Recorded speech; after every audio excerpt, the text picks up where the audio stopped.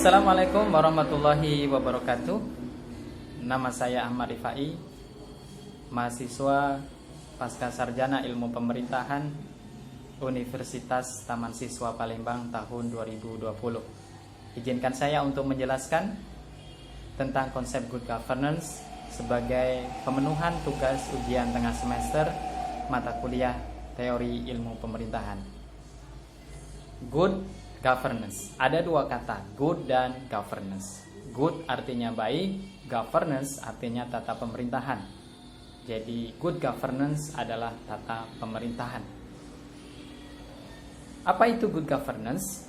Beberapa ahli mengatakan good governance ini adalah satu mekanisme praktek tata cara bagaimana pengelolaan sebuah negara, sebuah pemerintahan itu dalam mengalokasikan sumber daya yang ada itu disepakati oleh tiga aktor penting, yaitu state, negara, yang kedua adalah private sector, swasta, dan yang ketiga adalah civil society atau masyarakat. Kapan sebenarnya konsep ini hadir dan dilatar belakangi oleh apa? Jadi konsep good governance ini sudah muncul di tahun 1980-an yang dikemukakan oleh para ahli politik ataupun ahli pemerintahan mengenai kondisi pemerintahan yang perlu penataan dan rekomendasi reformasi karena dinilai pengelolaan negara yang pada saat itu terjadi pergeseran makna.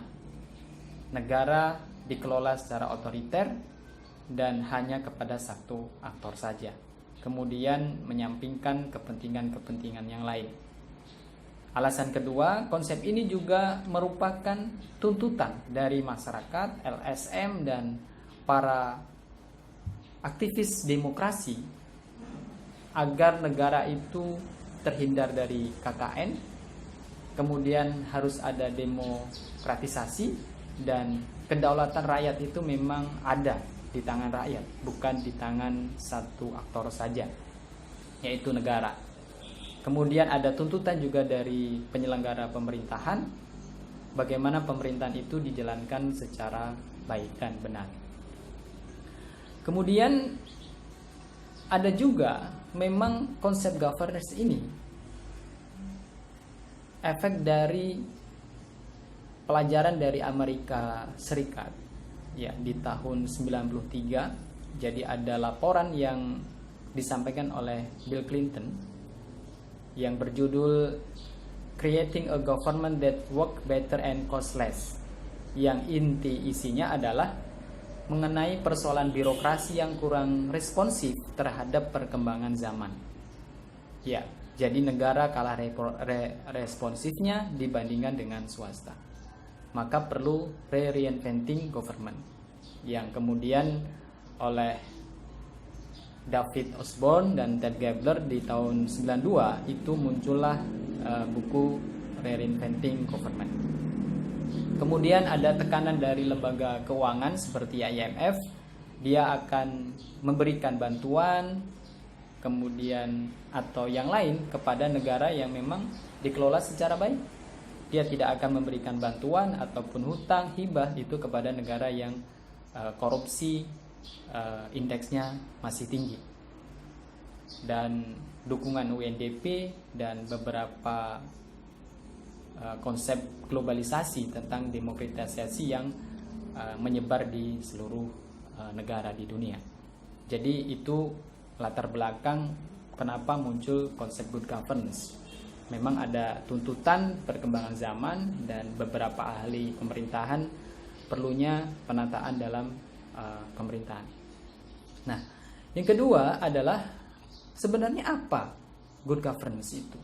Jadi good governance ini kita lihat pada pengertian oleh beberapa ahli itu yang mengatakan seperti Miftah Toha itu mengatakan, jadi governance itu adalah tata pemerintahan yang dijalankan pemerintah, swasta, rakyat secara seimbang Jadi secara seimbang, tidak hanya satu aktor saja dijalankan secara baik. Maka disitulah kemudian good governance. Kemudian ada pengertian dari UNDP, ada World Bank, yang inti dari good governance adalah mekanisme pengelolaan negara itu keputusan harus secara bersama oleh 3 aktor penting, yaitu negara, masyarakat, dan swasta. Untuk mencapai apa? Untuk mencapai efektivitas penyelenggaraan negara efisien dan efektif, dan kehendak rakyat itu kemudian terakomodasi. Nah, konsep good governance ini ada beberapa prinsip. Ada prinsip transparansi, ada kepedulian kepada stakeholder, kesetaraan, supremasi hukum, kemudian visi strategis. Dari beberapa konsep itu ada konsep yang utama yang harus ada pada good governance. Pertama adalah transparansi, kedua adalah partisipasi, dan yang ketiga adalah akuntabilitas. Jadi pengelolaan negara di dalam 3 aktor ini harus ada partisipasi dari masyarakat, dari swasta. Kehendak-kehendak, kepentingan-kepentingan apa yang mereka inginkan itu harus difasilitasi oleh negara. Jadi kebijakan itu tidak hanya pada satu aktor, harus ada partisipasi. Yang kemudian transparansi, apa yang telah dijalankan dalam pengelolaan itu terbuka, ada keterbukaan, tidak ditutup-tutupi, dan semua yang dijalankan atas konsensus yang disepakati itu mampu dipertanggungjawabkan kepada rakyat. Jadi itu prinsip. Dan prinsip supremasi hukum, dia harus dijunjung tinggi, tidak tebang pilih, dan harus ditegakkan meskipun langit itu runtuh. Itu secara prinsip. Nah, kita kembali lagi bahwa konsep good governance ini menggantikan konsep government. Nah, konsep government ini yang sebelumnya menjadi pola yang dijalankan oleh negara. Nah, apa beda antara government dan governance? Pertama, kita lihat di sisi pengertian.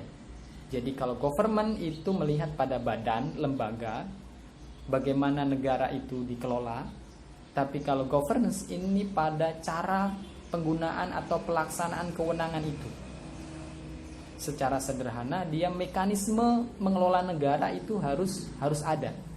Tidak pada lembaganya, tapi mekanisme, prinsip-prinsip itu harus ada. Yang kedua, hubungan kalau government itu hierarkis dari pusat ke bawah, dari ke daerah, dari atas ke bawah. Tapi kalau pengelolaan dalam konsep governance ini ada kesetaraan. Jadi ada peran antara negara, swasta, dan masyarakat dalam mengelola negara, dalam mengalokasikan sumber daya yang ada di negara itu. Kemudian komponen yang terlibat dalam konsep good governance itu hanya satu orang, satu institusi, yaitu pemerintah. Tapi kalau good governance negara ini 3 aktor tadi. Kemudian siapa yang dominan? Jika di government itu yang dominan pemerintah. Kalau di governance konsep ini semua berfungsi. Nah, apa fungsi dari masing-masing 3 aktor itu?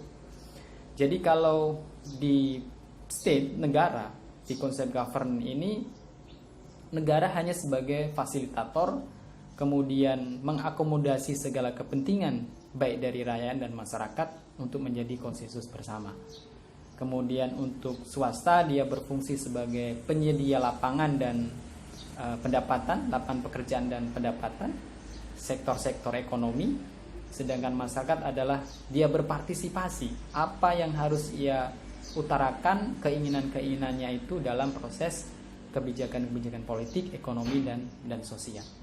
Jadi harus ada keseimbangan 3 aktor itu, perannya apa dalam pengelolaan negara. Nah, kemudian setelah kita bahas pengertian, kemudian prinsip-prinsip dan perbedaan antara governance dan governance, kita melihat kepada sejarah di Indonesia. Jadi sejak kapan konsep governance di Indonesia itu dijalankan? Yaitu sejak meletusnya era reformasi. Jadi di masa Orde Baru, pengelolaan negara di Indonesia ini secara otoriter. di zaman Soeharto tidak ada keterbukaan dan semuanya terpusat kepada negara. Tetapi setelah ada era reformasi, dengan terbitnya undang-undang pemerintahan daerah, ada konsep desentralisasi, maka terbukalah konsep good governance ini dan dijalankan sampai saat ini hingga 22 tahun. Jadi itu dimulai di Indonesianya. Nah, bagaimana kemudian perjalanan konsep good governance ini? Di segi positif memang kita sudah merasakan dampak dari konsep good governance ini. Jadi ada keterbukaan, kemudian ada jaminan kebebasan masyarakat berpartisipasi, turutnya masyarakat dalam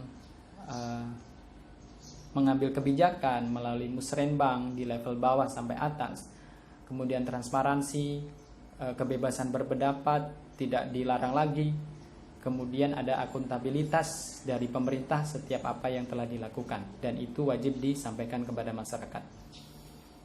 Dan ada transparansi dari APBN, APBD yang dahulu tidak bisa diketahui, tetapi sekarang zaman good governance ini yang salah satunya transparansi, kita bisa mengetahuinya informasi-informasi dari penyelenggaraan pemerintah. Namun ada sisi negatif. Jadi secara konsep memang bagus sekali good governance ini, namun di sisi lain ada efek yang kemudian kita lihat, contoh praktek korupsi itu tidak habis-habisnya. Di zaman Orde Baru itu korupsi di level pusat, tetapi sejak ada desentralisasi, korupsi ini menyebar ke seluruh daerah. Maka tak heran KPK sering melakukan OTT, itu ratusan kepala daerah di Indonesia itu tangkap tangan. Nah, di mana masalahnya? Di masanya bukan pada konsep good governance, tetapi pada pelaksanaan konsep ini yang tidak sesuai dengan apa yang dicita-citakan. Seandainya konsep ini dilaksanakan, Indonesia akan menjadi negara yang maju. Tidak ada korupsi, supremasi hukum dijunjung, kebebasan berpendapat yang diatur sesuai undang-undang. Tetapi nyatanya dari segi positif ada juga negatif. Maka kritik kepada konsep governance ini yang perlu ditambahkan, tidak hanya aktor yang berperan dalam pengelolaan negara, tetapi ada satu pilar yang harus difikirkan, yaitu tentang moral. Jadi sebagus apapun konsep, tanpa pelaku memiliki moral yang tinggi, karakter yang tinggi, maka konsep ini akan diakal-akalin saja. Maka kita tidak heran kepala sistem politik dengan pilkada di 500 lebih kabupaten, hampir separuh itu tersangkut kasus korupsi. Nah, kenapa itu terjadi? Boleh jadi karena memang konsep-konsep governance ataupun sistem politik yang berhigh cost tinggi, berbiaya politik, yang mengakibatkan pengelolaan negara ini menjadi transaksional. Jadi konsep checks balances kemudian keseimbangan antara tiga aktor itu menjadi transaksional. Maka dari itu